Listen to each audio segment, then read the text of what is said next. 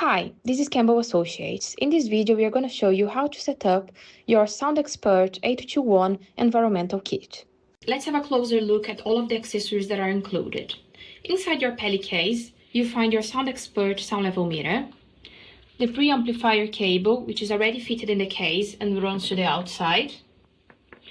You also notice that the case has a nice controller where you plug in the cable to the meter and the cable to the battery. If you have the monopole, you have the attachment for it. We also have the charger for the battery. So the charger for the battery will also connect to the controller to recharge the battery, so there is no need to remove the battery from the case. The USB cable to download data to your computer. The power cable to charge the meter if needed. The windshield for handheld measurements. The microphone and preamp set. The outdoor microphone enclosure. The monopole with the attachment kit. Let's set up the kit. First, remove the red cap from the meter and connect the power amplifier cable. Please note there is a button here to release this cable, so if you press it, you can remove the cable. Make sure the meter is connected to the battery controller and the battery is also connected there.